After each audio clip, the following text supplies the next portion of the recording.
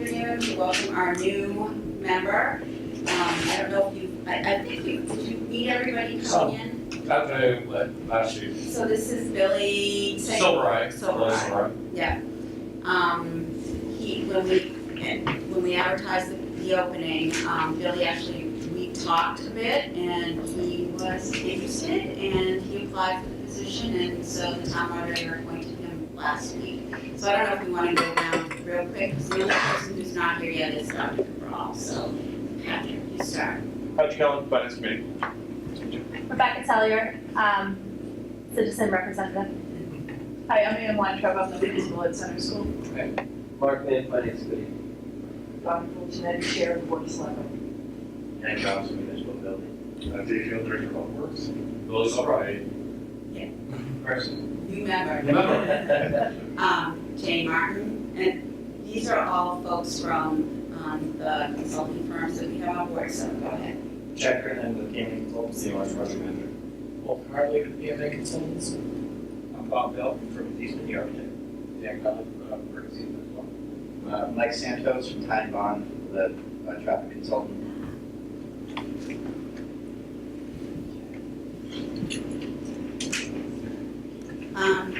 I'm going to go ahead and get us started because I know Lucia's on her way, but we can start with some of these agenda items before she joins us. So the first thing on the agenda tonight is for the approval of minutes from November 7th of 2018. Can I have a motion to approve those minutes? So moved. Second. All those in favor? Aye. The next thing, we're going to move right into refinement of the test fit process, which we had started to look at in our last meeting. And I don't know, PMA, should probably take the mic. I just want to say that. I don't want to go schedule. You can do schedule. Yeah, it's a new schedule.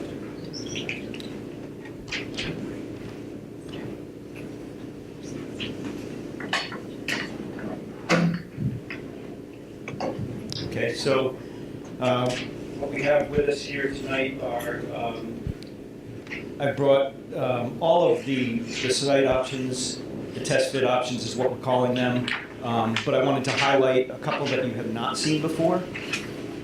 And basically, we have 6 options that are on the table.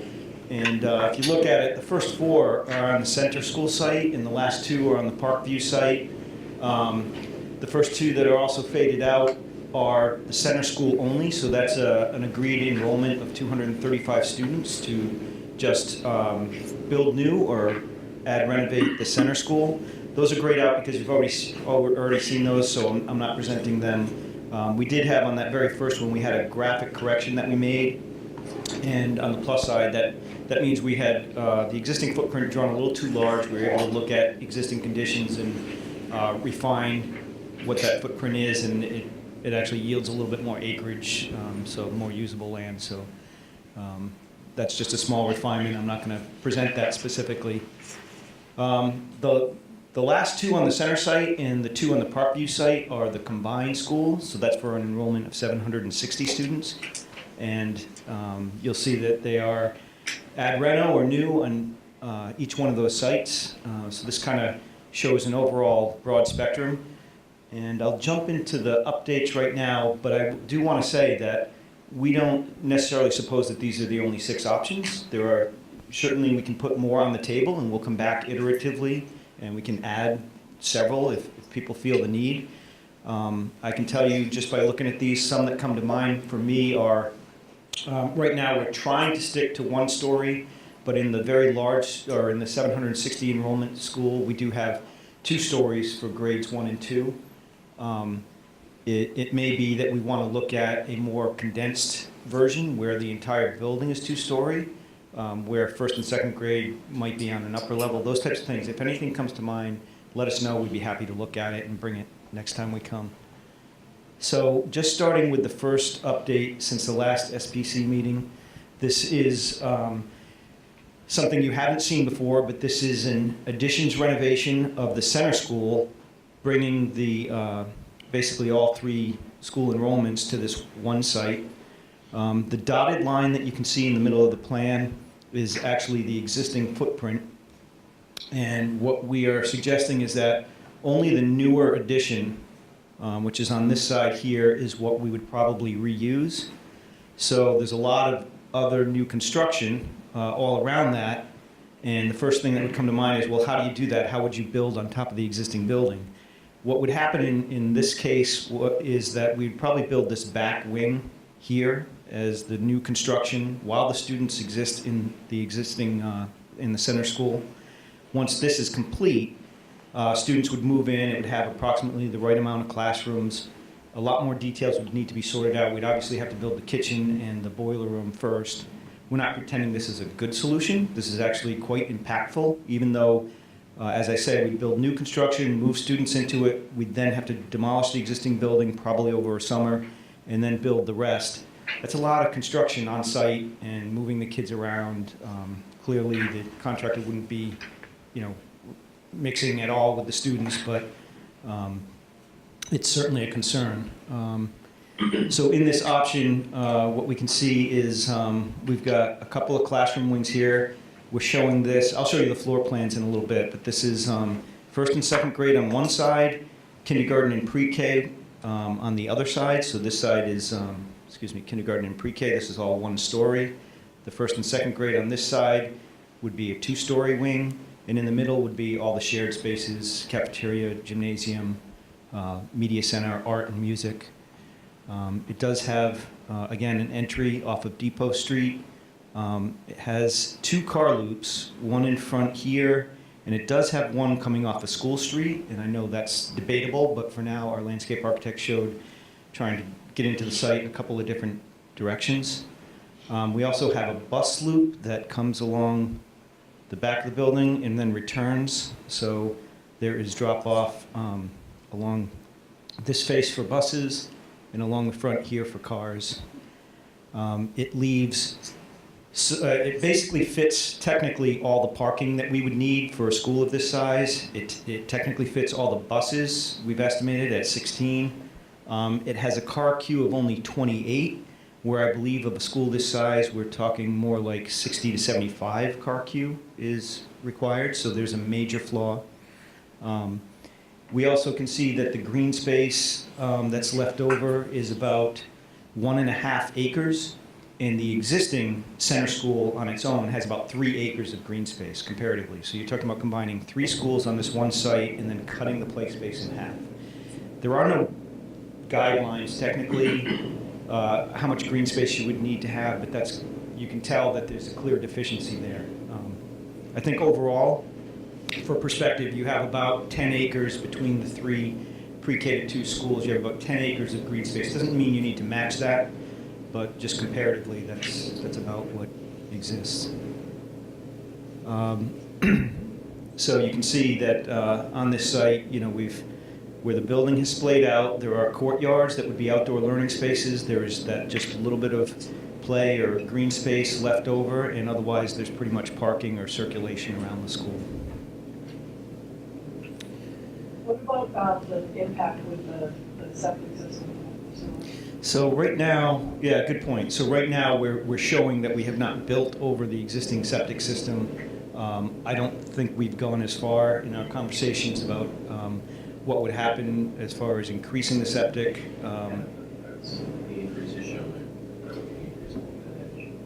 Oh, it's shown dotted line. Okay, there is a second dotted line. Okay, thanks. We did talk about that at the last meeting, that if that's increased, that add a tremendous amount of cost because there's no reimbursement rate in the MSBA program for that. Correct, yes. But it is 8% like So it's not specifically because of system, it's because of the 8% cap. It's actually kindergarten. So, yeah, both. And I just want to remind folks who may be watching this, hopefully, optimistically, that these aren't actual designs. This is just, we're looking to see what will fit on the site. So people shouldn't assume if they're looking at this, that this is going to be the actual footprint of the building, or where the fields would be, or where everything would actually land. It's just, this is the site, and this is what fits on the site. Yeah, it's a great point, Jane. We refer to these as test fit plans for that very reason. They do represent, approximately the program that's needed and some of what we heard through the visioning of how the school should be organized, but they're not designs, they're concepts of fit. If any of them were selected, if this one were selected, for example, it would branch off into probably 5 or 6 options, trying to solve site circulation or even the way the plan works in a bunch of different ways. So I think this is true of any project that's put on the center school site. We would lose a softball field. And it does have the deficiencies that I've noted. I'll just highlight them again. Really, we don't get enough car queue. We certainly don't have enough green space, I would say, on the site. So, and this is also without traffic input on what the impact would be on Depot Street and the surrounding area. So they need some construction on an existing site, so the impact to students as well. Yeah, another big highlight Walter's mentioning is what I had mentioned with the construction sequence. So it can be done. I would say we would call it moderate disruption, but it's really it's asking a lot out of the students or the entire school really to move into part of the building while the rest of it's being built as well.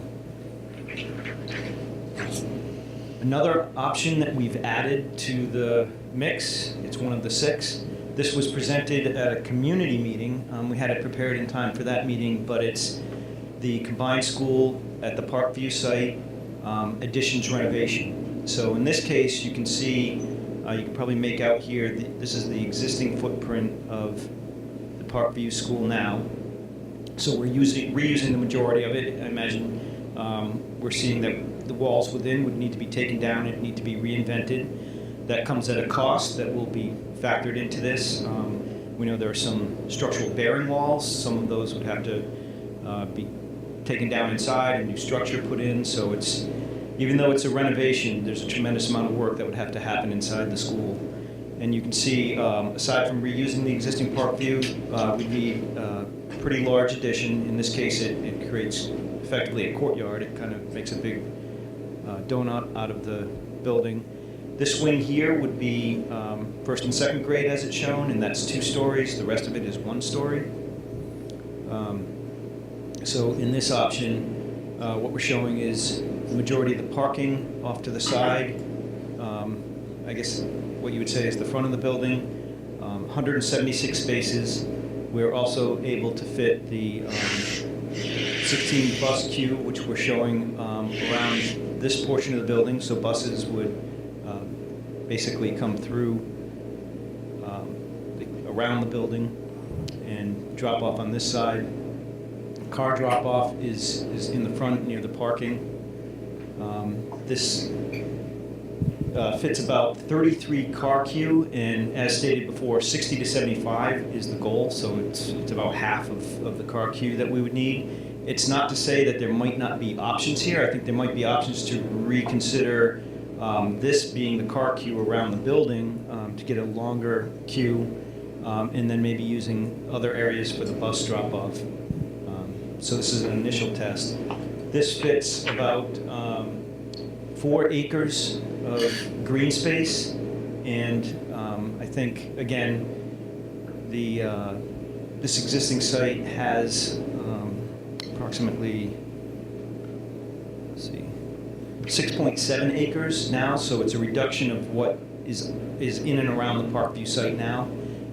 4 acres is certainly a lot more reasonable, where we've got 10 acres total across all 3 pre-K schools. This is probably workable. Let's see, other highlights.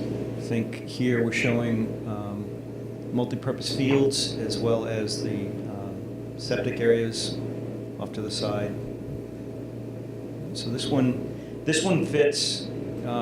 The renovation, I'll go into the plans in a moment. They come with a few compromises, but we can see that we would be able to renovate, we'd be able to fit all the site circulation, we'd be able to fit 4 acres worth of green space, so I think this one remains viable.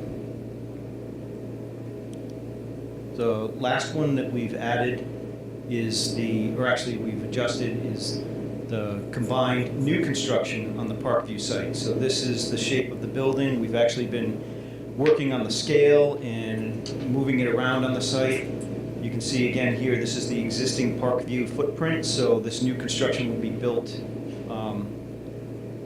away from the existing building so that school could continue. It would compromise field space while it's under construction.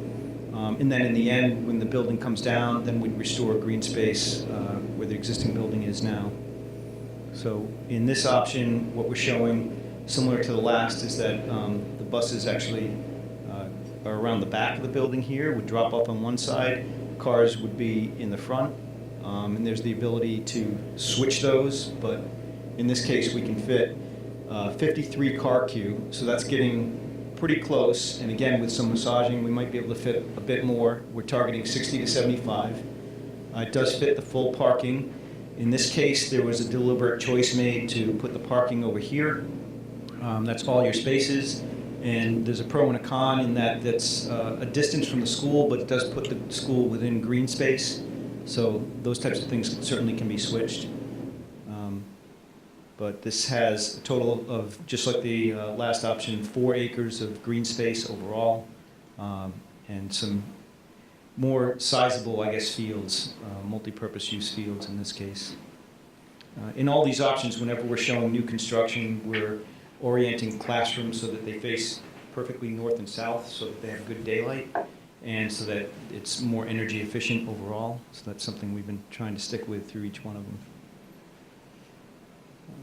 So these were just updates or additions to what you've seen before. I can take questions on these, but what we wanted to do now is jump into all 6 of the options and show, what the plan is starting to look like or what the test was based on. So I'll start with this would be center school only, so 235 students, grades pre-K 2. This would be an addition renovation. So the site plan is up in the corner here. This is the site plan that you've seen before. Red outlines here show the existing building. So you can see the dark red outline would be the wing that we would keep. The dotted red line would be parts of the building that would be demolished. So that newer construction, we're saying we would keep. We could turn that into a pre-K wing, so there would be 4 of each in the school for 235 students. There would be an administration area up front and a whole zone here that could be opened while the academic wings are locked off. That's all the community and activity areas. So this includes the cafeteria, the gymnasium, music, art, media center, and again, the administration. You can see that in the layout, we're trying to honor what we've heard. So that's not only having the community space here, but also a lot of flexibility in how it's used. The stage for the cafeteria could be located in the middle so that you can open it to the cafeteria or to the gymnasium. We're trying to make it so that your approach to the school or your visibility out of the building at numerous locations really focuses on nature and outdoor learning. So there's the suggestion of some outdoor learning spaces, gardens, or maybe pre-K grade level play area. The pre-KK wing is obviously toward the front, and then we have grades 1 and 2 toward the back here. So it's 4 classrooms for each. Special education would be mixed in. This is all one story in this concept. Any questions on this one? I'll keep going through. The second option, again, for 235 students on the center school site would be all new construction. So as we showed in the site plan, we build the new construction here, shown with the black outline, behind the existing school, that's shown in the red dotted line. So in here, it's somewhat similar in that we've got that community zone, and then we've got a pre-KK wing, as well as a grade 1-2 wing. Here we're showing a different configuration where maybe the cafeteria is more open space or connected. We still have a stage that opens to the caf and a stage that opens to the gym. Art and music spaces available. Media center as well, and focusing on outdoor learning or natural spaces as well as gardening. In this case, because we are not renovating, we're able to create more what we would call pure classroom clusters. So these groups of 4 with some small group space and expanded corridor space in between. So very similar to what we saw in this case, so, but all new construction. The next set of options now, the next 4 that you see are the larger school at 760 students. So again, this is the site plan that we're showing. This is the addition renovation at the center school site. So this portion of the building here, shown in red, would be the wing that would remain. You can see the dotted line of the rest of the center school that would be demolished. But before that happens, this would be the wing that would be built first, and then the school would come down, and then the rest of the new construction would be built. In this case, we're showing clusters of kindergarten rooms. There's, I think, 14 or 15 kindergarten rooms that we are showing. We get most of them here, a few of them out at the end here. 8 pre-kindergarten rooms. It's similar in that we've got that community zone in the center with art and music, gymnasium and cafeteria. We're trying to set it up. This is the very large school, so we're trying to set up a cafeteria that can be subdivided, but has kitchen serving to both sides. And again, it has the stage so that you can open to the caf or the gym. When we talk about a large school, we've really got that pre-KK side of the school as well as the grade 1 to 2, which is 2-story space or 2 floors of space. And at a school this large, this is where we're also introducing what might be a community room or a senior center room. So we're suggesting, there might be a location. Again, it's not completely a design, it's really just a test, but thought would be that there could be some space. Maybe it's very close and connected to one of the cafeterias and some of the gymnasium space, as well as media center just above it, so it could serve as a kind of an overlay of a senior center after school hours. But some of the same things we're trying to do here, make sure we have outdoor learning space that's connected, connections to nature around the school. And this is the last option on the center school site. This is all new construction. You can see the overall footprint of the building. It looks like one big white mass, but it actually has courtyard space in the middle of it. This really fits the parking in the building and doesn't fit much else. Doesn't fit play space. But we wanted to test it out anyway. Here you can see, very similar to the other option I showed, we've got that community core, some of the same spaces we talked about, senior center as well. In this case, we're able to locate it right on the outside edge, so it could operate as a room connected to the outdoors directly or to the vestibule. Maybe not open to the rest of the building unless, unless it's the end of the day. In this case, where we're dealing with all new construction, we're trying to set it up so that we've got little neighborhoods of learning as best we can. So we've got pre-K as well as kindergarten pavilions, if you will, or clusters. They all face north-south with daylight. There are courtyards in the middle so that middle cluster gets daylight as well. But the hope is to break down the scale of the building so it feels small and approachable. The grade 1 and 2 wings would be 2-story on this side of the building, just like we had been talking about. And this will show you how it might work. So this whole center zone here could be community space. You could lock off, in fact, any design we would have the ability to lock off wings of the building at will. But the whole center could be opened up. It could be that just this portion here becomes that overlay of a senior center. So that might be, a separate lock-off line where you could have those functions available for alternative uses. So that this type of concept we try to weave into any of the combined school options. So the last set, and these will start to look familiar again, this is all new construction. It's the same footprint. This one's located on Parkview. So again, the dotted line of where Parkview exists now, the new building would be built here. Your approach to the school would be looking at these small pavilions, these pre-K and kindergarten clusters. And then the larger mass would be toward the back. So that would be the 2-story space, but otherwise very similar to what I've described in the other options. And the last one is an ad reno.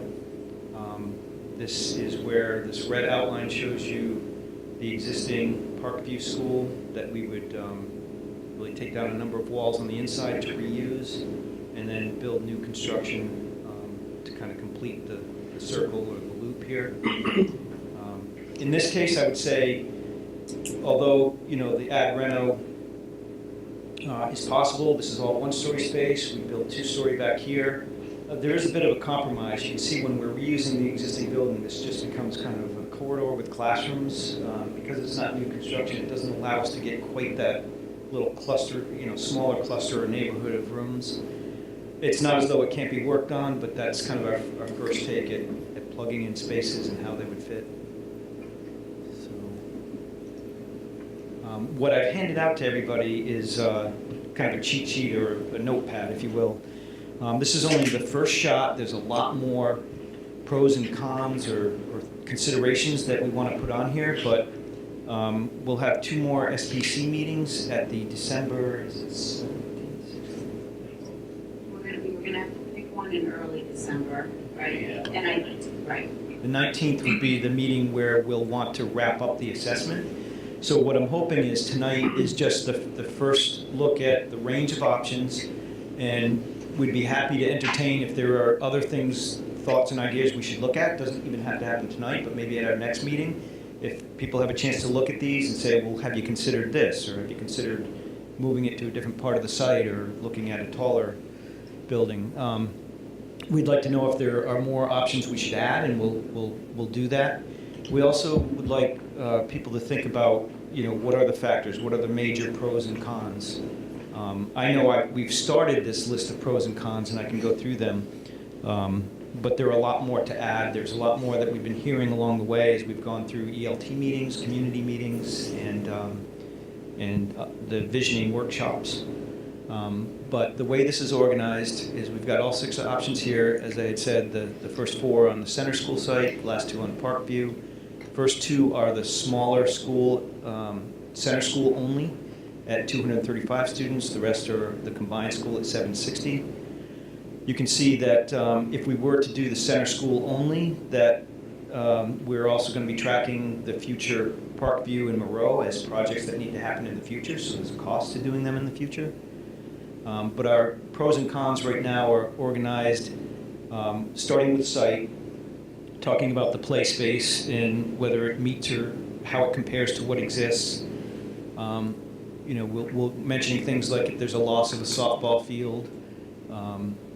We're also highlighting if there are phasing concerns, if the building is occupied and the contractor is adding on, we've noted that.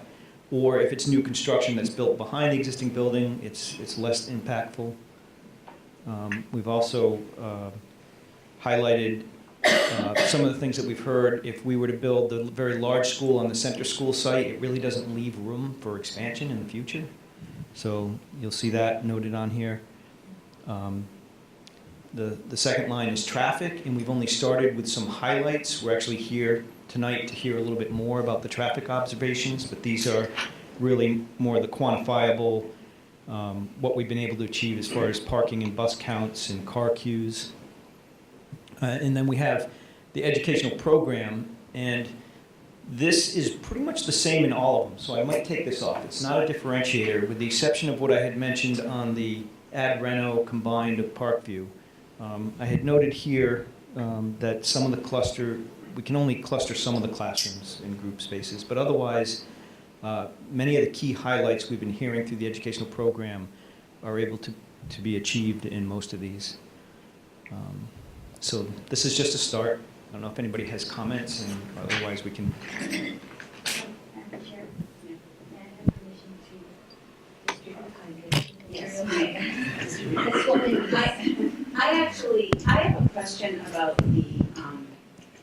the educational program and plan section that you have highlighted there. I'm looking at it real quickly, and it does, you know, I see where you're highlighting all of the macro points that we've learned in the ELTs and through the visioning. But I wonder, in just speculation, I'm I'm asking you questions I don't know the answer.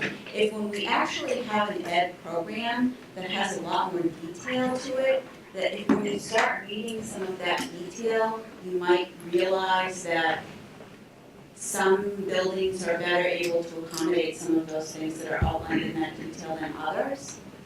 Does that make sense? Yeah. Well, we're starting with the large planning concepts, and there's a number of things, like technology is a huge part of integrated technology and flexibility to do a number of things is built in. There, in many of these options, we're not at that level, and there really may not be a differentiator, but certainly as we get the ed program and we're all looking at it, if there are things that we can point out, certainly new construction, you always have the chance to start and build something exactly to your plan, and in renovation, sometimes there's compromises, but. So I think what I heard, based on what we know from the educational program at this point, and although it's not finalized, is that really only one of these options has a setback for what we've heard so far. A few other points I jotted down that aren't on here yet, but we've heard numerous times, I think, in the visioning. Considerations like if you are located on the Parkview site, there are great things you can take advantage of, being next to the other schools and having mentoring opportunities or shared resources or access to auditorium space that otherwise wouldn't exist. So those types of things we intend to add. We've also heard, about any of the combined options, that there's a great opportunity there to consolidate resources age level appropriate, rather than having specialists float from school to school or be part-time and not always represented. So those are the types of things I think we're going to continue to add and try to not make the font too small, but we'll probably start to take out the things that are consistent and just highlight what's different about each one of them. Or maybe we could, I was just thinking, Don, we had, I think, 6 guiding principles, maybe the guiding principles, by grade or grade. Is that what these are? Yeah, they're pretty close. This is, I hate to use the word, this is version 1.0. So. So I have 2 questions. I don't know if we want to pass that thing all the way around, but I'm pretty loud. So, as far as the green space is concerned, what is the ideal number for 760 students? Because I see it in red on all sites. It makes obvious sense in the center site pieces, but when you get to Parkview, the 6.7 and 10 combined is still in red. I don't know if that's because it's just on the same line item, or what's the ideal for a school of that size? This is an age-old question that's been asked project after project, and I don't have an exact answer. There aren't standards, but I think what we can do, and probably at the next meeting, or the meeting, the culmination of the assessment, have our landscape architect here, and we'll ask them in the meantime to provide precedent of what seems to be reasonable. We've scoured on a few projects prior any type of regulation that we can cite that would say, you should have a certain square footage per student, or depending on the age. We don't have that type of, information to point to. So it's Once we look at the ed plan too, maybe with that in mind, you can see if there are areas that would require outdoor space, like outdoor classrooms, play spaces, fields, things like that, then it might. What's the impact of the overall acreage? Of what the visioning groups have brought up as priorities, and whether those things could fit in one or all of these. Yeah, and I did intentionally show them all in red right now because in all cases it's a reduction of what exists. Even if it's just add reno to the existing center school to put the additions on, we are taking away green space. It doesn't mean it's a fatal flaw. Right. But I thought at this moment anyway, I would make that noted in red. But I think we'll try to provide some relative information for maybe the next go around. Excellent. And then my second question was, and we might get into this with the traffic piece, but major and significant, which is worse. It's a word I chose. Nobody else was helping me out on that. I mean, how do you describe, Which one's worse? Major significant? I thought major was, but if it doesn't read that way, then let's help me find some words that pointed out. We certainly know that on the center school site, with the traffic problems that already exist, to consolidate all three schools, 760 students, parents coming to that one location seems almost unfathomable. So we don't have, we're only early. Actually, I shouldn't speak too much before we hear a little bit about traffic, but that strikes me as just a major issue. Significant means, or notable traffic increase at Parkview. You already have quite a large number of parents coming here now. Yes, it will be tripling effectively the enrollment of Parkview as just one of the many schools here, but it seemed like that was a smaller relative increase than what would happen at the center school site on its own. So this is all up for grabs, and I'd be happy to use the words of others. Thank you. Sure. Are there any other questions or comments, or do we want to move on to traffic? Pros and cons, always, that came up, right? Yeah, asking if there are any other pros and cons that anyone else can think of as they look at these. My question and concern would be the sewerage on Center versus Parkview. On the combination school, which one is more viable, which one's better, which one will cost us less? Because if you have a school with 760 students at Center School, is that really viable? Can that handle it? The size of the septic or is Yeah. locating it? Yeah, size of the septic. Yeah, I think that population is going to translate to around 8,000 gallons per day of flow. It's not a monstrous system, but you do get into denitrification, and so there are definitely cost considerations associated with it. But then we're not talking billions of dollars, we're talking 6 figures, not 7 figures. Okay. On the Parkview side, would it be a different system? I don't know that the investigation has happened to that level, but the existing systems, the initial understanding is that there's capacity within the additional system. We need to go through that next level of detail if that is the selected site, or it becomes one of our partner sites. But in most cases, when you run into those central wastewater treatment plants, there's additional capacity built in and actually benefit from the additional flow. Especially new buildings come online, they're all low flow fixtures, and even though the DEP will tell us that an appropriate size septic is 8,000 gallons per day, we're seeing actual flows on buildings with these populations, half that, which really does a number of wastewater treatment plants. So the existing wastewater treatment plant at Parkview, the whole school complex site, is designed for 36,000 gallons per day. The leaching capacity of the discharge fields is 24,000 because some of it was taken away when RO was built. But the average daily flow is around 11 or 12,000 gallons per day. So the existing system can handle it, yes. Most likely. Obviously, they're gonna have to do some homework on that, but as far as costs, I think it'd be a much costlier prospecting in the center versus Parkview. Well, I think we also talked about the day that you put in a septic system is the first thing towards failure of it, right? That you're gonna have to replace that again at some point. Does it work the same way it does with a home septic system? Like, is it- Well, any infrastructure has a lifespan, so I mean, the sewer treatment plant has a lifespan as well, although that's shared across all the school buildings, minus the other two existing K2s, but, so there is a cost to operating any type of system either way.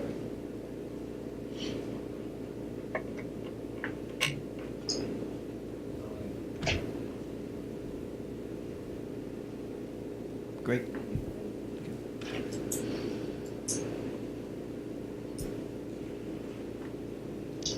So next, I'd like to turn it over to Mike Santos, and we'll go through some of the initial traffic observations.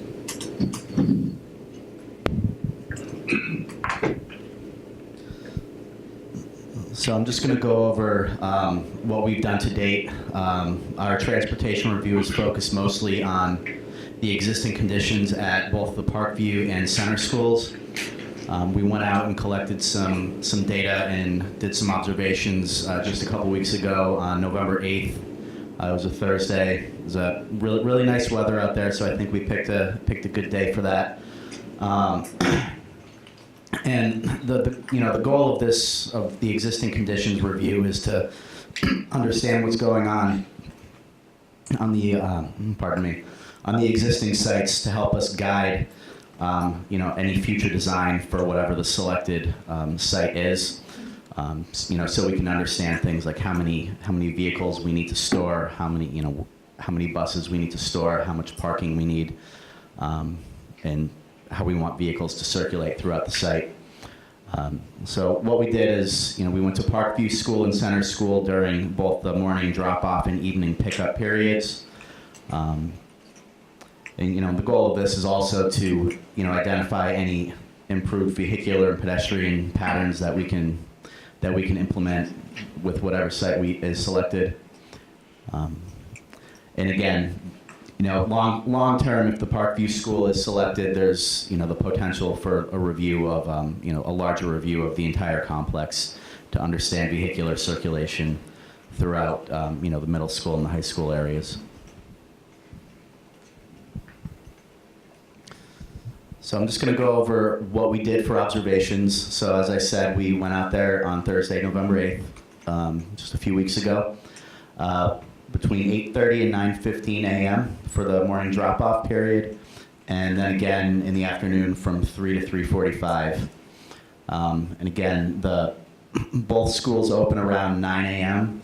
and they both let out around 3:30 p.m. So, we were there for a half an hour before and then an additional 15 minutes after each of those events occurred. Some things that we looked at were drop-off operations, pickup operations, if there's any vehicular impacts to the surrounding streets, such as Spooner Street and Depot Street for the Center School, what the vehicular queuing looks like or the vehicular stacking. So that's parents parking on street or within the sites. What the pedestrian activity is for each site, what happens with the buses and how they interact with the sites and with the other vehicles. And finally, we looked at the parking utilization. This is for staff parking during the off-peak periods. This was taken around 9:30 to 10 a.m. at all three schools, Center, Parkview, and Moreau Hall. So I'm just going to quickly go through what we observed at each school for the morning drop-off and evening pickup and afternoon pickup periods.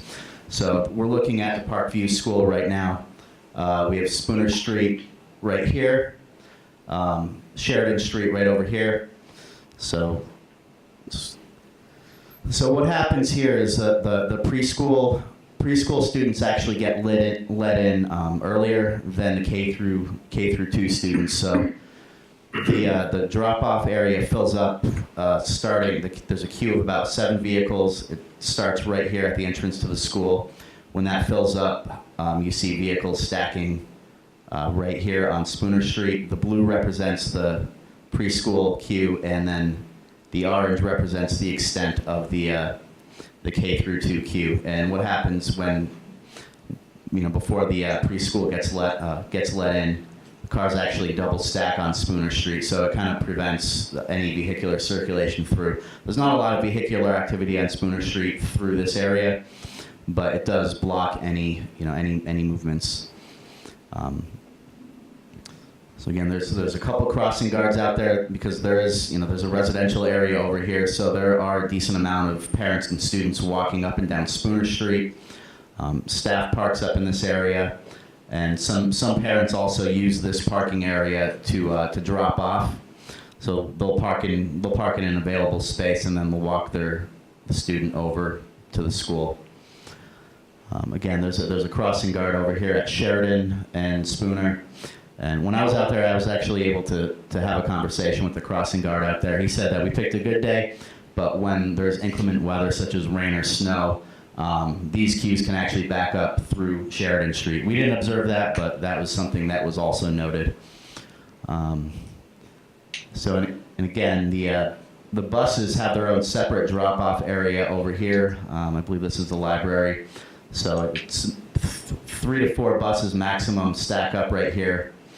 They arrive at around 9 o'clock, which happens after all of the other drop-offs occur. So the buses kind of come after the parents drop off all of the students. So there's not a lot of interaction between the buses and the drop-offs. Oh, just one more thing to add. Some of the parents actually use this back parking lot area. Maybe about 7 or 8 parents use this to drop off.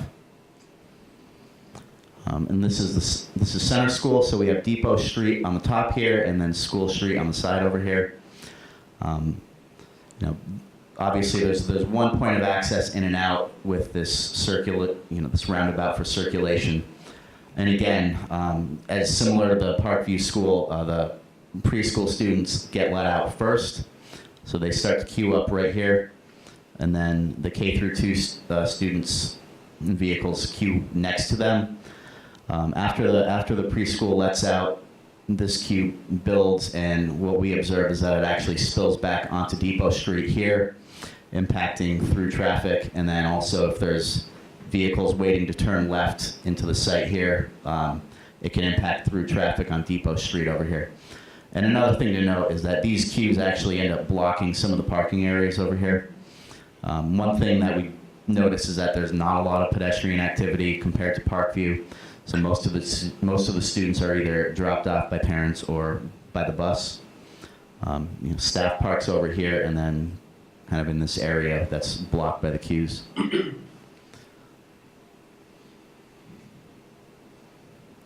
So now we're on afternoon pickup for Parkview. Parents start to arrive. So at this point, the preschool is already let out, so all of the pickup activity is related to K through 2.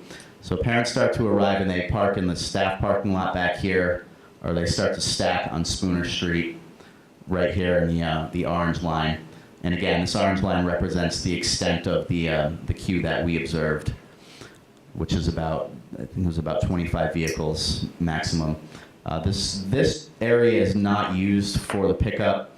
The students are let out over here, so the parents park their cars on Spooner Street or in the parking lot. They walk across the street and congregate in this area. When school lets out around 3:30, there's a significant amount of pedestrian activity across Spooner Street right here. So it kind of blocks the through traffic. We observed maybe 2 to 3 vehicles queued up because of the heavy pedestrian activity across Spooner Street here.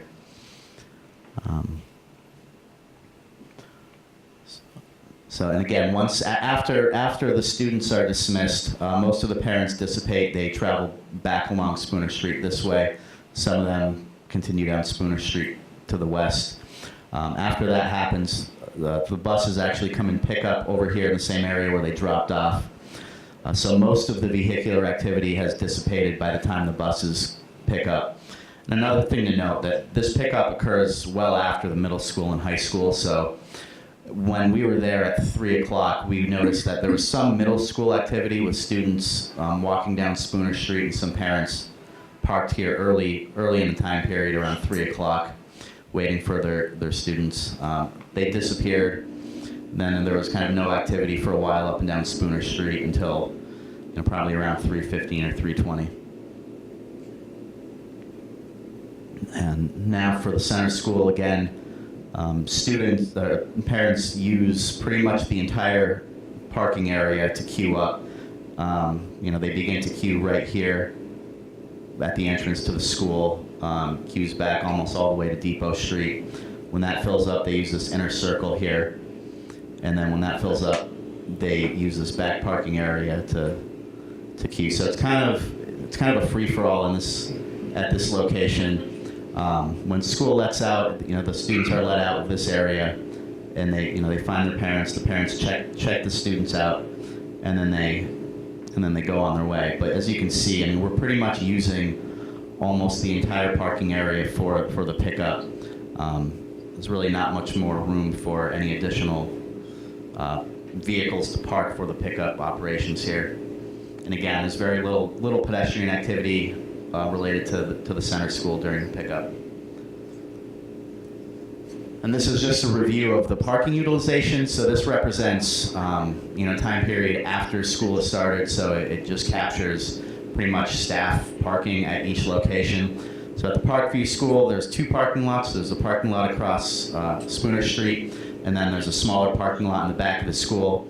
The Spooner Street parking lot has 69 spaces with an occupancy rate of about 81%.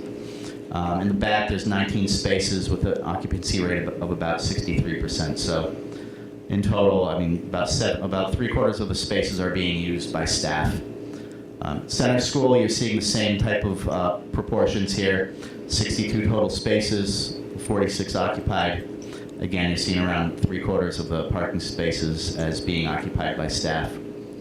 And then at the Moreau School, it's a little bit smaller. There's around 34 spaces. 28 of them were occupied, so that's around 82%. So in total, if you add it all up, we're seeing right now there's about 184 spaces. 164 spaces are being used, 142 spaces are being used, for about 3/4. And this doesn't capture any visitors or any special events at the schools. This just captures typical parking demands in the middle of the day. So just in summary, we're seeing maximum queues of about 20 to 25 vehicles at each school. That's where we get the 60 to 75 queue storage that we're looking for. Pedestrian activity is fairly high along Spooner Street at the Parkview School. I think, just qualitatively speaking, we're estimating probably between 10 to 15% of the students are walked in by parents versus being dropped off on the bus or by the parents. The queuing on the public streets did occur. We were seeing impacts on Spooner Street, and the crossing guard told me that you also see impacts to Sheridan Street and through that intersection. And then again on Depot Street, we saw queues backing up onto Depot Street. The separation of buses and with the drop-off pickup, Parkview has separate areas, so that was good. The buses and the pickup drop-off occur, they're kind of staggered, so they don't really impact each other. With the center school, what we did see is that the buses are mixed in with the pickup traffic. During the drop-off, the buses come a little bit later. And again, the traffic from the other schools in the Parkview at the Parkview School, they have staggered times, so we didn't really see a lot of interaction between. I know there's a little bit of interaction, but because of the staggered times for the starts and dismissals, we didn't see a lot of interaction between the traffic related to the high school and middle school with the Parkview School. So the next steps, like I said, these existing observations are going to help guide us for what we need for the stacking lengths, for bus stacking areas, to provide the optimal parking supply for staff. It's going to help us identify if there's any additional access points to the roadway network. And then also, one thing that we're going to work on is if there are any measures to help increase bus ridership, to reduce the vehicles that arrive at the schools. So that's where we're at right now. I know there's a lot more work to be done with whatever site's selected, but that's that covers it. Yeah. I have a couple questions. In your observations, did you count in the special ed vans to the bus counts? The vans were counted, so the vans dropped off at the Parkview School. They dropped off in the loop area. We did note those. I think there was one van that actually dropped off in the back parking lot. So we did note those observations, yeah. Okay, and then secondly, you explained on the center school site where the buses played a role in the morning drop-off, but it wasn't addressed in the afternoon pickup time. So how were the buses incorporated in with the parent queues? Was it just literally a mishmash, or were they in a line somewhere? In the morning, they were behind the pre-K. Yeah, at the center school, what we observed is that I think it was 1 or 2 buses that did arrive with the parent pickup period.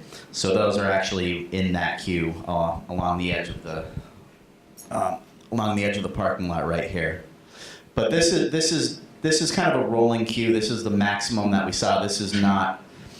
This queue probably happens for about 2 or 3 minutes. This is not a constant queue. Again, these peak periods, they occur. It's about a 10-minute period where all of this activity happens. Before that 10 minutes, there's really not much going on, and then after that, it just dissipates. But yes, the buses were mixed in with this queue right here. Just so you know, it does back up into Depot in the afternoon. Yeah. Been stuck there a couple times. Yeah, I'm sure it does. I mean, this is just observations on one day. And then like my last question kind of goes to Perkman's Easton as well, Eastman as well. Did you consider, or is that a future point to consider other access points to the sites? I'm specifically talking about Parkview, other than Spooner Street. Like, is there consideration using Lothrop or some of the other access points to help reroute traffic and create longer queue areas? Yeah, we think that'll be part of when we start focusing on well, actually, we've started to suggest some things right now. I think earlier plans may have diagrammed other connection opportunities, but we're looking for input to see which ones might work, primarily from traffic. So actually, this is relatively new for us too. This just happened recently, so we've got Still digesting? Yeah, well, we got a meeting that's got to occur between landscape architecture and traffic to see if we can come up with better options and solutions. So It looks like that needs to be done from right. the cons on here. As you see the test fits, what will happen is they may all adopt little refinements or variations, especially if they're substantive to the pros and cons. If we can come up with something And that. are you going to find a way to address the problem of, if we're on a big campus, during drop off and pickup, we're going to have more parents staying back and waiting for their child or siblings to get out of other schools, and that's going to cause more congestion. Is that being taken into consideration during these plans? So I think what that refers to is probably the more in-depth study that'll It's occur broader, when we focus on a site. Right, but that's a piece that I don't know if you would necessarily get unless you saw it. So the kids now who go to RO, if we have a combined pre-K to 2 school, the parents aren't gonna go in between. Right. And it's already a nightmare here with that line, so I just thought of it watching this, that if I have a kid in that school, I'm not gonna fight the traffic to go home and come back, even if I have a half hour. I'm gonna somehow start stacking up earlier. Right. I think something that we've done in some schools is try to get a little bit of survey work going. I mean, I know it's just a snapshot in time, Right. but it could be helpful to find out what types of percentages we're talking about. The other piece about the sped transportation, I think it's important to think about what those vans are considered. I know when they were counting the traffic out in front of Center, some of the vans, the counter said he was considering cars. Just what would we consider the sped vans? Would they go with a bus drop-off or would they go with a car drop-off? And that's a significant decision to make, especially if it's combined, because at Center School alone, we have 6 sped vans, 7 that come every morning and afternoon. So it's a significant piece of the traffic. I have one more, I just thought. Sorry. So our DPW is amazing, but after working in a public school for many years, when we get snowfall, it significantly reduces parking, pedestrian access, and makes everything tighter. So is that being taken into consideration as well? Yeah, I think at the first cut level, you're not seeing it, but with any of the plans, we've obviously got to think about snow storage, ease of removal. That'll be factored into the designs. Great.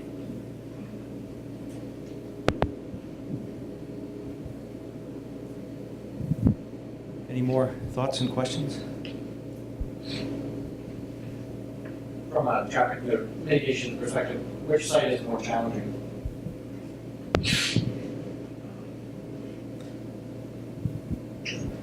Well, we haven't really taken a detailed look at the future traffic patterns for any of the proposed options, but I would think that with the limited space that you have at the center school, I think it's going to create some challenges for circulation, and there's really only one access point, maybe a second if you can get one off of School Street. But again, this is just something that we haven't looked at.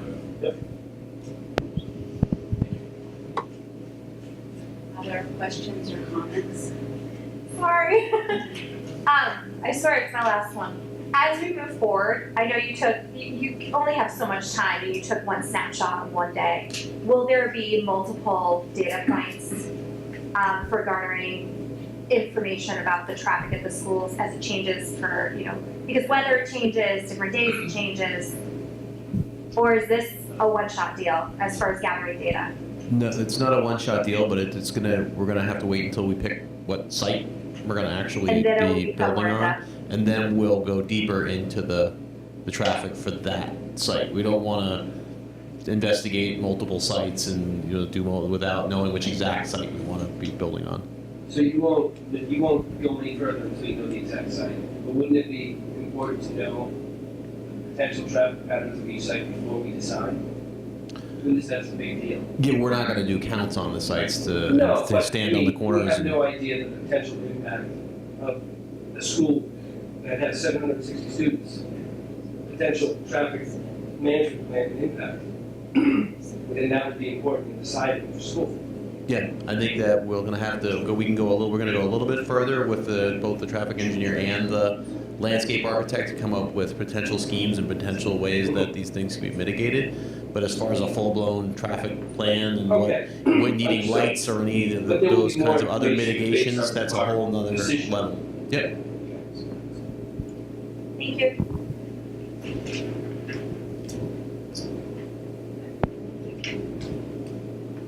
Anything else before we move on to the last topic tonight, which is it says in the agenda that it's a presentation of the educational program, but really we're at more of an update than a presentation. And I'll let Dr. Cabral walk us through where we are.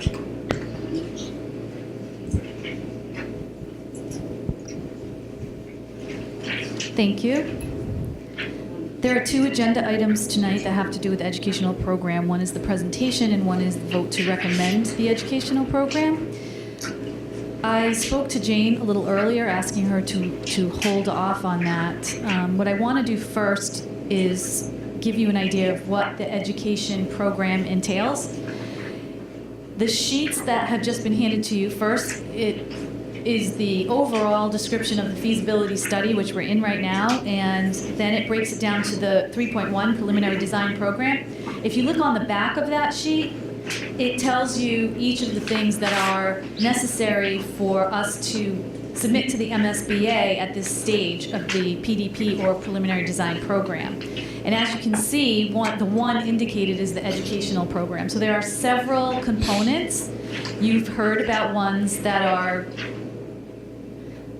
experts are working on from Perkins Eastman and our OPM as well from PMA. Those include things like the initial space summary, the existing conditions, site development, and so on. What we're working on as a school department is the educational program. So it's only one out of many of those pieces, but it's extremely important because it is our understanding, and we are pleased about this actually, that the design really is not done until the educational program is complete, because it is to meet what is called for in the educational program. And of course, it is very tempting for anyone, residents, teachers, administrators, to start looking at designs and rooms and really exciting buildings before you really consider the educational program. And so what we did before our experts were on board was we researched the MSBA site and took what the requirements were from the educational program and just tried to do a first pass of our current realities and what we thought would address some of the shortcomings we had in programming that was reported to MSBA. And if you look at the next sheet, 3.1.2, that will tell you the components of the educational program. So Chrissy Pruitt, the assistant superintendent, worked with our educational leadership team and came up with, again, a draft. This is without the guidance of our experts and really just trying to capture what we knew to be the deficiencies and the needs of the district and how we envisioned educational programming to meet those needs.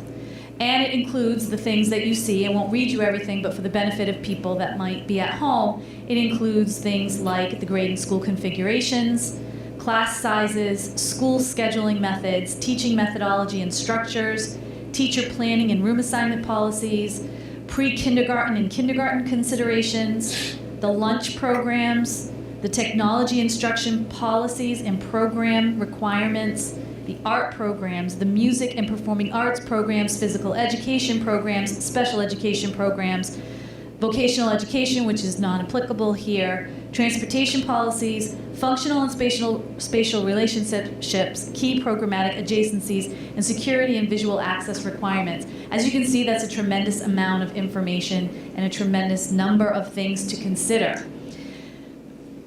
After we had that draft, of course, once we had the guidance of our consultant from New Vista Design and our designer consultants, we then opened the doors to, as you're all aware, to this committee, to the community. We had 3 visioning sessions that were 4 hours each.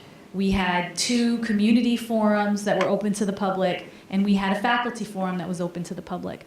And it is critical, as you can imagine, to have all of those lenses looking at this project. While we're looking at it from the educational perspective, we wanted to see what was the lens of the parent, what was the lens of the taxpayer, what was the lens of the neighbor, what was the lens, and so on. So we then received a report from the consultant at New Vista Design that collected all of the information from the stakeholders that I mentioned and put it together in a report. So, not in terms of an excuse, but just to explain, the reason we then wanted to have this board review it and make a recommendation to the school committee for their vote, because the school committee needs to vote on it before it is presented to the MSBA.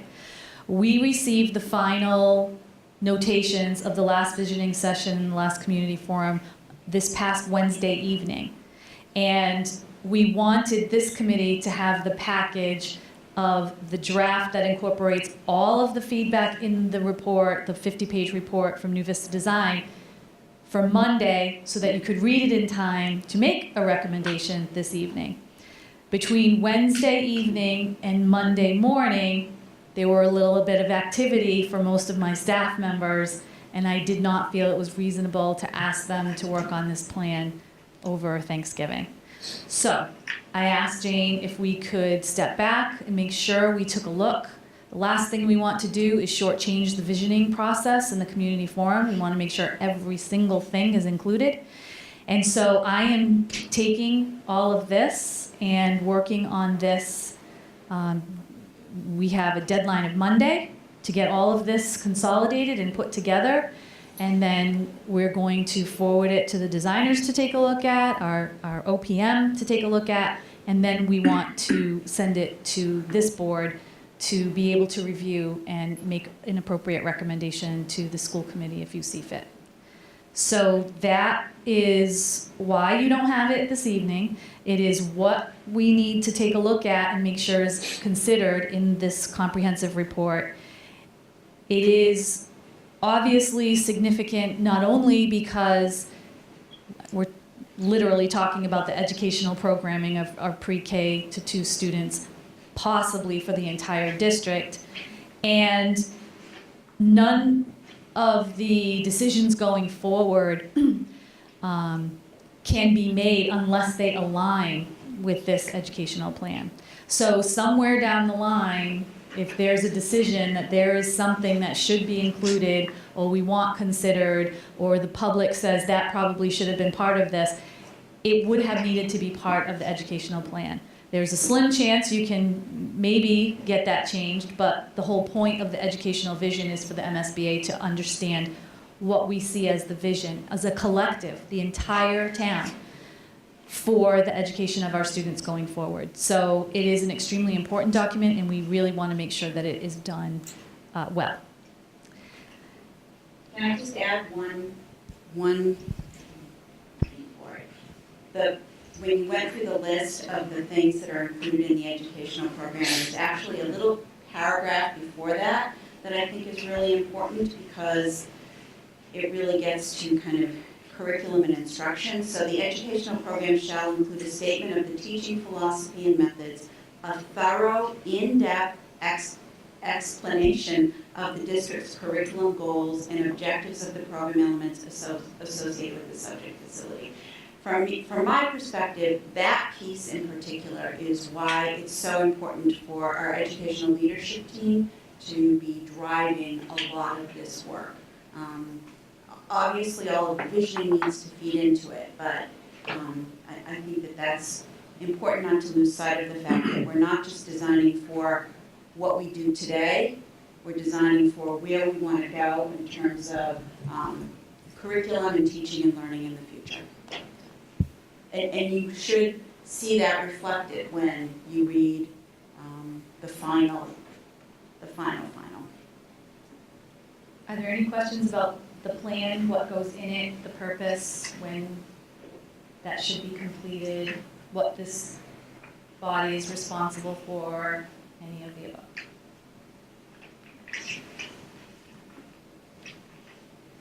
Becky? So we're gonna receive it Monday. And when will we need it back from our review as a board? The early December vote. That's the next vote. That's the next plan. The next thing we're gonna go through is Yeah, Right, because I'm thinking 50 pages, 2 small children.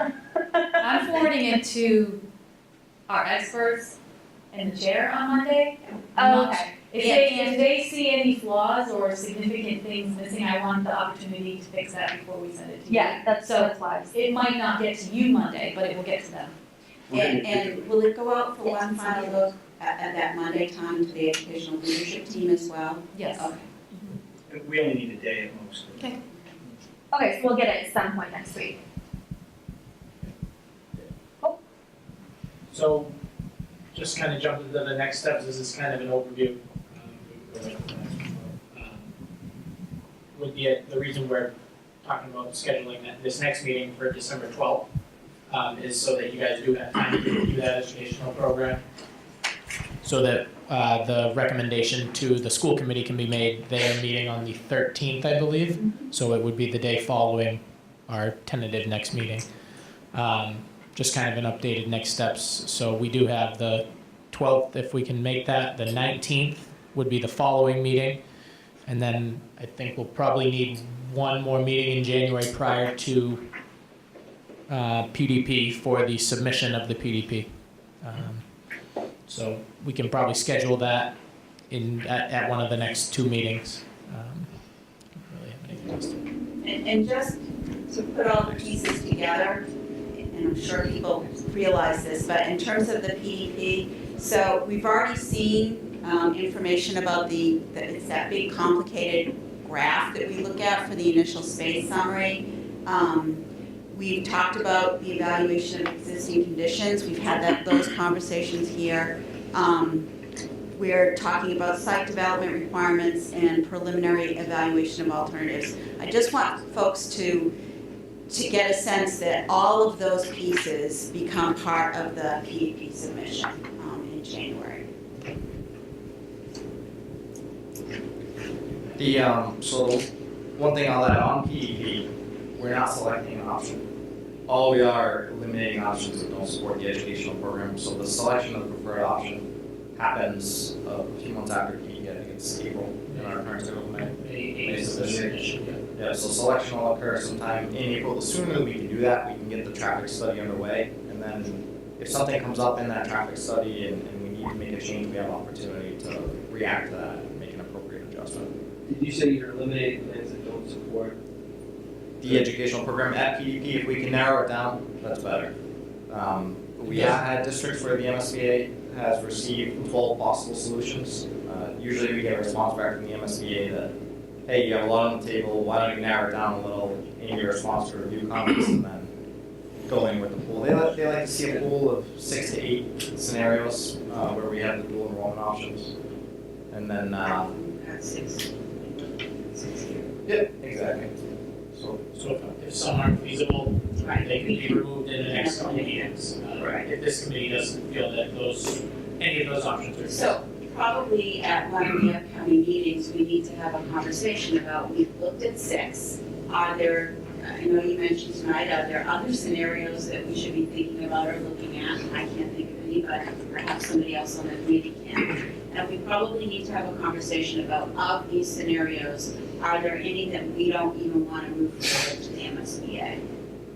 Like, right now, if quality is part of the vision, then you can eliminate 2. If what, I'm If sorry? quality is part of the vision, then you can eliminate 2. And that means quality is very important. But I think we need to agree to that. Absolutely, but I won't see you again until December 12th. Right. I wanted to say that.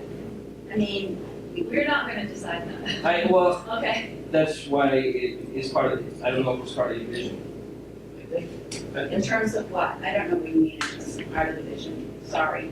The educational program, Right, the vision would be part of the educational program. right. And if quality is part of the vision, which is part of the educational program, then you can eliminate 2 rather than 8. Because, It's because it's a lack of quality.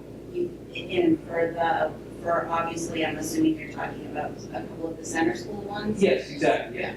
Yeah. And we do see a lot of districts will steer into the direction of the preferred enrollment solution at PEP. The MSBA is going to require us to continue to evaluate them, pull the cost model, just so they know the due diligence is happening, so we'll continue. Absolutely. There's sort of that background, definitely. When will we have more information on the traffic situations? I think that's a significant piece of making a decision. I don't think you can just limit it to the education plan because the traffic situation, either at Center or Parkview, is a huge issue. For the neighborhood and for people, for parents dropping kids off and picking them up. So that's going to be a component of our decision, I would think, not just the other things we talked about. So are we going to have information on potential traffic solutions before we make that decision? Before the preferred schematic report goes in. So we'll be considering a couple of options with the traffic considerations before we make. At the end of the next page. This page, you still have things on the table. So you're bringing options to the MSBA, you still have. Okay. At the end of the next page, we need to So we have, now Article 1. and we do have time to review and it's a good thing, but we do have 2 sites, so we can focus on those 2 sites. So I guess the question that I want to ask this group is, in you as experts, I mean, I think a lot of us have talked informally about the center school enrollment only versus the combined enrollment, and we have a sense of where we think the priorities should be. But should we assume that the MSBA is going to want to see a center school only enrollment study? At the PDP level? Yeah. PDP, yes. Okay, Yep. okay. So that kind of answers a little bit of your But I think immediately, at least one option. Right. Immediately following that PDP Right. submission, I think you're in your own phase, and by the time you submit again, you have to be down to 1. Right. So even at the beginning of the PDP, You can start, the PSR, you can start, you can you can start eliminating. and then that would allow focus, Again, I want to ensure that when we're submitting to the MSBA at every point, that we're kind of meeting their expectations in terms of what we should be submitting. us as well. Yeah, well, and that's why I asked, you need to tell me what that needs to look like. Thank you. So we kind of hit on the next steps and what's upcoming. There was a question that was asked to us, and we wanted to just make sure everyone was aware. We are on budget, we are on schedule. We're right on target where we had expected, even a little bit under at this point, and that's just what the actual numbers. Yeah. So target was 161, 170, 161,170 right At now. this point, yeah. Yep, and we built it at 123, 171, so, we are, managing to the budget right now. Nothing out of the ordinary. The ramp ups you see are when large amounts of studies go on, so when Perkins Easton had all of their consultants out, we missed that by a month and somewhere in the later month, that's why you see the targets a little bit different than the actuals, but overall, right there. And have we've started, I know we have answered that question, is we have started to submit to the MSBA for reimbursement. Correct. Right, Yep. and that, at this point, every piece of feasibility is eligible for you. In other words, there's nothing yet that has not been eligible. Correct. Right. Advertisement for the newspaper. It's okay. Well, Yes, every piece so far. I want, because I know when we move out of this phase, there becomes a lot that may not be eligible for reimbursement, but I wanted to kind of reassure the committee that at this point, for the most part, reimbursement will be at that 52.26%. I do want to ask a question or confirm if my understanding is correct, thank you, about eligibility. I understand we're all sort of looking for lots more information to help us make decisions such as narrowing choices. The problem is that those deeper dives cost more money. And I'm not sure those are eligible. Are they eligible? Depends on, most of the costs. So for example, a district, a major campus district reconfiguration traffic study. That would not be. Okay, so I think we would all really like that done to help us with this decision, but the point of trying to narrow based on the educational plan, based on the site combinations, based on the test fits and all of those things is really it might be frustrating, but it's prudent, because the more we can eliminate with those other confounding factors, the less we have to study. Because even when the expert does the traffic study, if we still have a question, for example, of, say we want a study of the main campus, but we still haven't decided if it's one small school or one large school, that's going to be far more expensive than knowing if it's one or the other. So narrowing it down as far as we can is the most prudent thing to do in terms of the budget as well. So I know that there's a lot to this, but there are some things that we can maybe chip off that won't cost us any money, whereas doing this for too many scenarios gets costly and is not reimbursable. So we need to keep that in mind. Because while they can do the studies, we just need to remember what is actually budgeted and what is actually reimbursable. So the least amount of things that we can, we want it to be very fully vetted, but provide the least amount of options for them to vet. Does that make sense? Was the traffic study reimbursable? The initial, yeah, but a full campus traffic study will probably get a little pushback from the MSBA. So So everything we in, would incur a cost. What about like a rudimentary study? So I have something to go on as to the impact that it'll have in these areas. To me, that specific one, like the traffic one, that's a large enough factor where I would invest a little bit of money, not a major study, but as basic as you can get, to tell me And that this is crazy or this is not. Well, that would definitely be a decision that could be made. I just want it to be an informed decision. That if the board decides that's something you want to pursue, that you understand it's not part of the package that we've already discussed. And there might be other factors that eliminate, if we go to a combined school, right? Looking at what's here, the pros and cons, are very contoured center school as a site. That would force the point of having to put it at Parkview. So we might not, it might not be necessary to do that in order to make that decision. I think that's what Misha is getting at. there's significant other aspects or There's that other Of data, that. yeah. that could eliminate a wide swath of this when we get down to that narrow piece. And at that point, to your point, then if there's a rudimentary study that sort of does. That includes both, and it's like, ooh, this has become a large factor now. True, but If if one site doesn't meet a significant number and it gets disqualified from that point, That's, that's the narrow things aspect. works out like that. Okay, so I just asked a question. So when we submit our PDP, we can submit all 6 of these, but we can indicate a preference or a couple of preferences. It's really, it's a sounding board, this submission is just to get feedback from the MSBA and make sure that they don't. So you can actually rank them.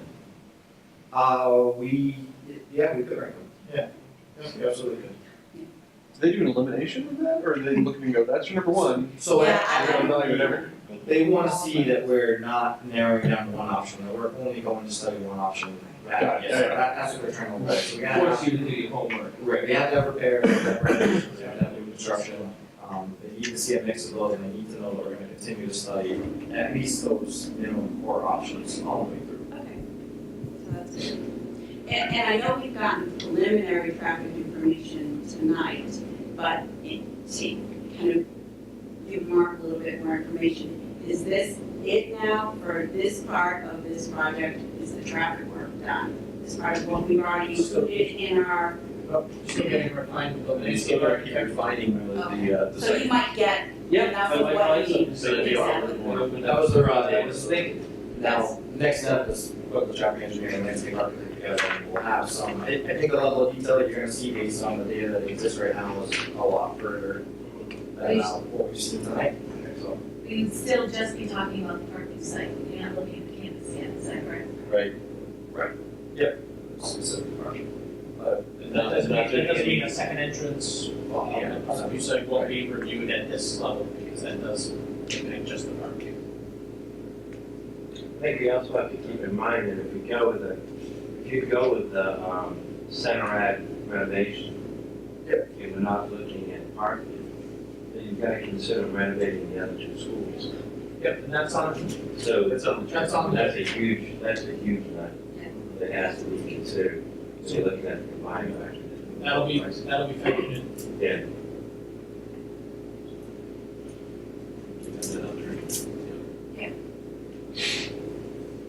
Yeah, it was at the bottom of this, you have the information about those. And then one other thing I'll add, so the options you see here are far from final. We're gonna pick a first solution, so that gives us the type of building and the location we're gonna do it. And then from there, it's gonna spin off into 6 different building layouts and configurations, and we'll have a preferred layout on that first site for that first enrollment. And it really, so each separate is one, we're diving into a little bit deeper detail. So this is just the first shot at it. Other questions, comments? Any questions for Dr. Cabral before we wrap it up tonight? I only have one other thing on our agenda, which is to talk a little bit about community outreach, because I want to make sure we're keeping that in mind as we move forward. Just as a heads up, the website has been updated. People can now submit questions. I'm checking it every day. I haven't gotten a question yet, but hopefully they'll come at some point. I attended Parkview had a family fun day, maybe a week ago, and I crashed Family Fun Day and was able to talk to a lot of parents about this project, and people were very interested and very willing to have a conversation, so I felt like that feedback was really good. I did send out an email today about the fact that the town holiday festival is this weekend, both Saturday and Sunday, and the Lions Club has given us permission to set up a table there if we want.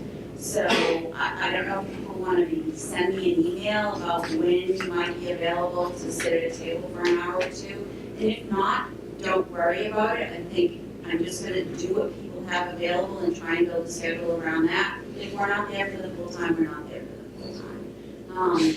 And the other thing I would ask is at a couple of the community forums, her name is going to go right from my head, Jessica, who is the children's librarian up at, Wow. at the Right, library. is her last name Block? Yes, yeah. She's been a great resource and actually is going to let me give some information for the library to have in the children's library section about the project and what's going on. I think the Children's Museum is going to let us do the same thing, just to kind of keep information available for folks there. So any other ideas that people have, you know, if you've got information and you're going somewhere, hand it out. Oh, yeah, no, I had done, and I'll send it electronically. Before the open house at Parkview, I did a quick little flyer. It's nothing near as beautiful as what Becky can usually do for us, but it was something that I could hand out and it was effective, so I'll send it around so folks can see what I give up. Well, Jane, I put an updated one of that information, because that's what I put on, like, the mom's page and whatnot. So if you need me to, just send me an email and I'll Of this forward. one? Of the one you asked me to, it was too short of a deadline, and like the No, day. I don't think that was this The one. oh no, okay, Yeah. do you need me to do that one? Well, you can look at it if you want, it's done. Oh, And no, I did. I don't need to do it. Yeah, that's what I kind of thought. Okay. Yeah, I can hand some out tonight, I can hand them out tonight, because I've got copies. Again, it's not perfect in terms of design, That's beautiful. yeah. Because I'm not a designer. Are we putting any of those at like Frothingham? Yep. And- Yep, I'll get them out, now that they're done, I'll get them as many places, the Council on Aging, well, that's what you meant by Frothingham, Yeah. sorry. Yep. And I'm even gonna bring some around to preschools in town. Oh, yeah, that's the other place that we're gonna have these available, is we're getting ready to hold pre-K registration, so we'll make sure that those are available at that as well. Probably the library would be good. Yeah, the library, she's been really, really helpful in terms of ideas for us, helping to get information on. Times this weekend, I don't know the times off the top of my head. Dottie, do you know the times for the Lions? Does anybody know off the top of your head? It's like noon? I think it starts at noon. Yes, noon of 5, Yeah, I believe so. and then Sunday is the same, isn't it? I didn't realize it was on Sunday. It's They do Saturday. lighting isn't of it? the, when's the lighting of the Lighting It's road? just the parade on Sunday though. Yeah. Saturday night and Sunday. Oh. Boy Scout Saturday and night, cake Sunday. breakfast. Yes. And dog parade. The parade. So I would say if we wanted to staff a table from like noon to, The heaviest traffic's in the middle. right, And during the parade time, so like the outlier ends, there doesn't tend to be a whole lot of people. okay. So like, And then the lighting is dark, so that's kind of pointless. I think the tables, the setup for all the tables have to be, they set them all up on the landings or at Frothingham, Oak Games Hall. So there's a couple of landings there on the stairs, that's usually where the community tables are set up, so I'm sure that's where we'll be. Yeah. Okay.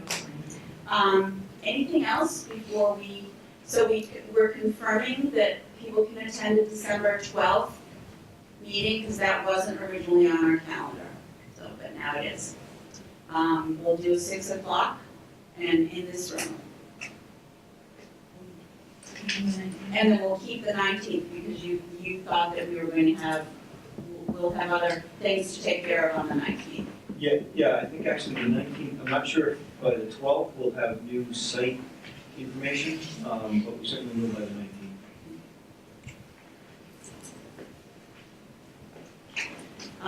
Can I have a motion to adjourn? So moved. Second? Who said, thank you. That's it, thank you. Sorry.